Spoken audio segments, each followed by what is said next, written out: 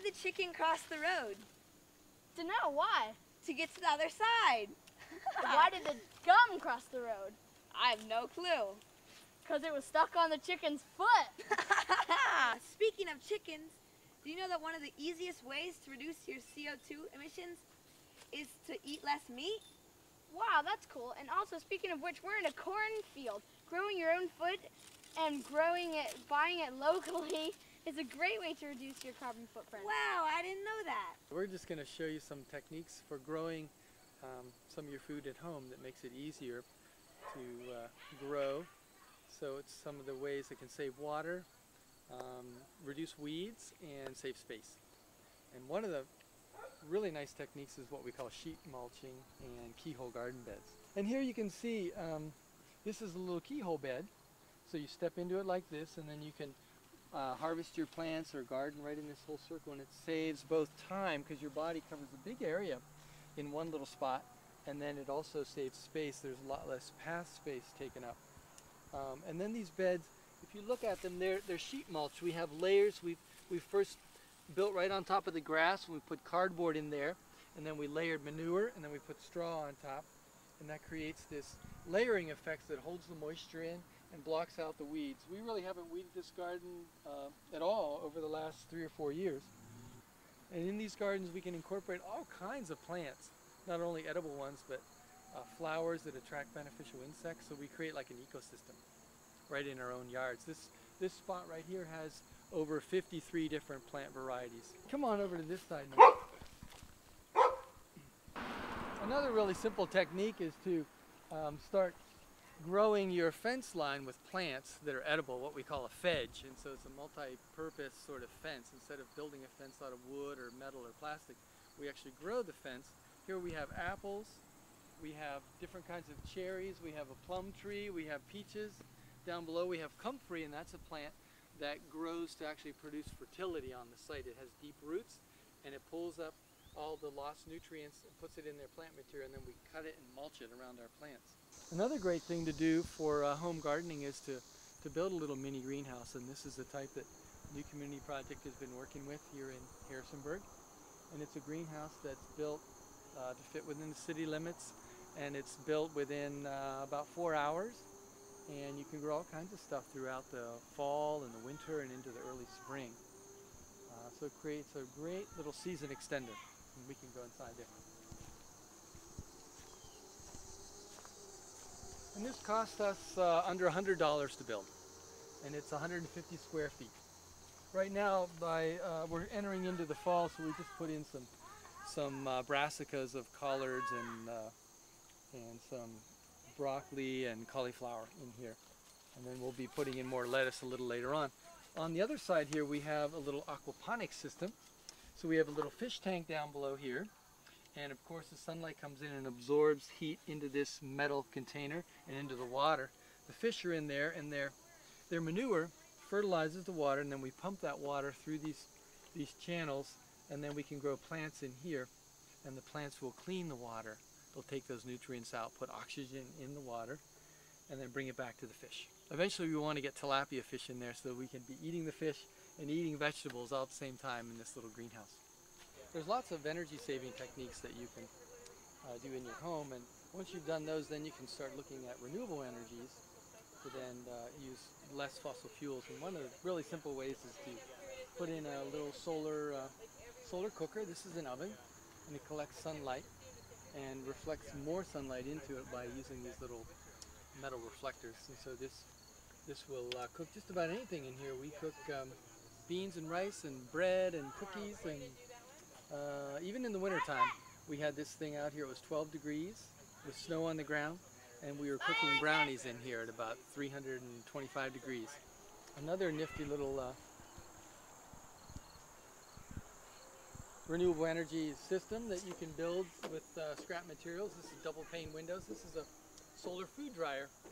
Again, it collects sunlight, and these metal pieces behind the glass warm up, and then it heats up inside here, and it dries out fruit and vegetables. Right now we have some apples in there drying.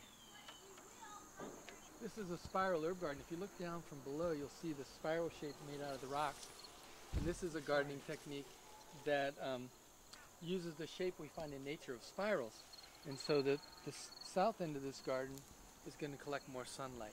And at the top also it's going to be hotter and drier. So we plant plants that like more sunlight on this south side. And as it spins around to the back where the north side is, it's shadier and wetter. So we plant our mints, our lemon balms, our chives. We'll put parsley in there. And so you create a really diverse little garden ecosystem in a small space by creating lots of microclimates by using the spiral. We have some rain barrels here that you can easily put in your own home that collect water off the roof. So we're taking resources right on our own site, capturing them and putting them into the rain barrels, and then we can use this to water our garden.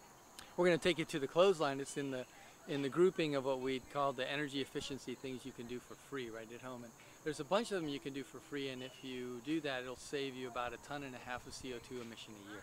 And a really great one is the high-tech solar clothes dryer. Here we have one. This is a real one that's got the little pulleys on it. It makes it a lot easier to get the clothes off the line and also to hang them.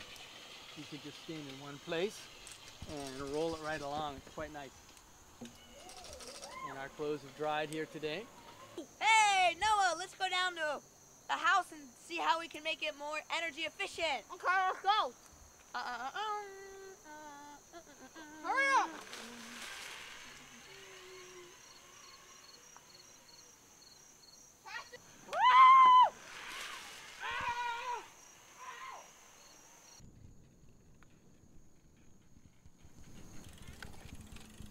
Sustainable transportation is also really crucial in terms of cutting global warming gases.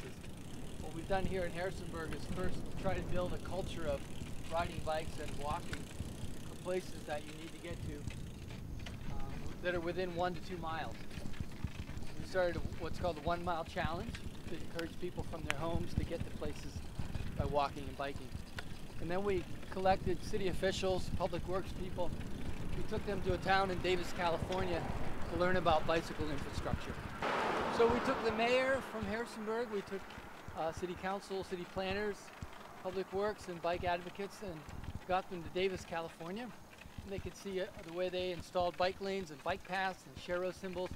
And they became so excited when they came back from that trip, created a new plan for the city of Harrisonburg that increased the potential for bike lanes and infrastructure by 200%. And now one of our latest, biggest projects is putting a multi-use path that will weave through into the downtown that will make it safe for children and families to ride their bikes on a separate path that will be 8 feet wide. Another thing we really learned was that in creating bicycle and pedestrian infrastructure, you really need to create connectivity, so you try to get people to places they really need to get to.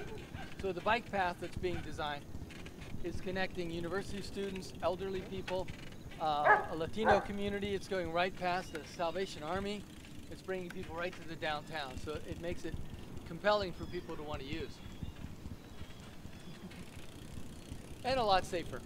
It's a big kind of project though. It takes lots of coordination and a lot of time getting to know your city officials and staff in the city. And once you build those kind of relationships, then you can really move forward on these kinds of projects. Of course, raising a lot of money is another big issue with this. Building that support is crucial. This is the one spot where the path is going to go through. It's called the North End Greenway. It's going to run right past here. This is the Salvation Army. It's going to work its way right into the downtown. So it'll come right up through here and hook into a little stream, right along the edge of the stream. And again, it'll be a path between 8 feet and 10 feet wide, asphalted. So it gives plenty of space for two-way direction riders, plus people walking on the path to get by safely. To reduce your carbon footprint, one of the most crucial things to do is to locate yourself where you're living close to all the things that you need. So if you can, next time you move, which average Americans move about every 5 years, try to think carefully about where you're going to be living. So you can get to the grocery store, to school, to work, to play, all within about a 1 to 2 mile radius. And that will enable you to then bike to those places, walk, or even catch the bus and dramatically reduce your CO2 emissions from your own personal lifestyle. in our work to promote sustainable transportation, another thing that we've developed with the community is a small community bicycle shop where we get bicycles donated from the community, used ones.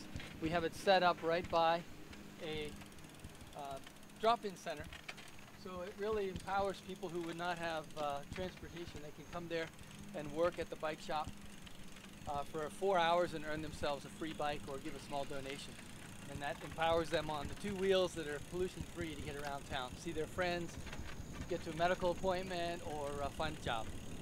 Safe Routes to School is also a really great way you can empower your community to develop sustainable transportation. And this is a federal grant that you can apply for, which we did through one of our elementary schools, and that gave us $500,000 to put in some more sidewalks and bike lanes right around our elementary school. Man, check out this place. Whoa, look at all those gaping holes. Oh my God.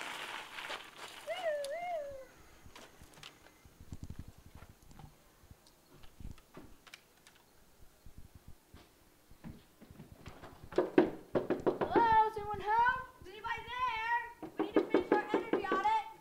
Man, there's so many things wrong with this house. Look, I brought my magnifying glass. Good. Like- Well, you don't need a magnifying glass for that hole. I know, yeah. That one has some serious issues.